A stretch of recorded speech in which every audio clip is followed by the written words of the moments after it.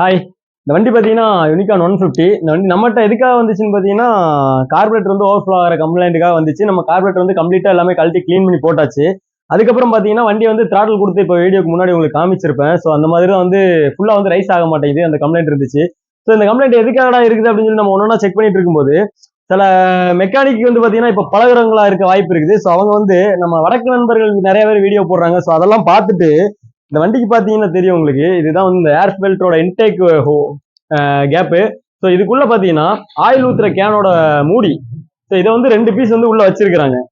So இது எதுக்காகன்னு பார்த்தீங்கன்னா, வண்டி வந்து சப்போஸ் ஏதாவது அடைக்குது, இல்ல பெட்ரோல் சப்ளை கம்மியா இருக்குது அப்படின்னா வந்து இது வந்து சோக்காகி ஓடுறதுக்காக இந்த மாதிரி பண்ணியிருக்காங்க. ஸோ புதுசா வேலை பழகுறவங்க, இல்ல புதுசா ஒர்க் பண்றவங்க வந்து நீங்க வந்து தெளிவா ஒண்ணு புரிஞ்சுக்கோங்க. இப்போ ஒரு கம்ப்ளைண்ட் வருது அப்படின்னா, நம்ம வந்து அதை ரெக்டிஃபை பண்றதுக்கு தான் ட்ரை பண்ணணும். சப்போஸ் நமக்கு தெரியல அப்படின்னா, தெரிஞ்ச மெக்கானிக் கிட்ட வந்து நிறைய பேர் இருக்காங்க. ஸோ கேளுங்க, கண்டிப்பா வந்து சொல்லி தருவாங்க. பட் அப்போதைக்கு இதை வந்து இந்த மாதிரி ஒரு சொல்யூஷனா வந்து யாருமே பண்ணாதீங்க.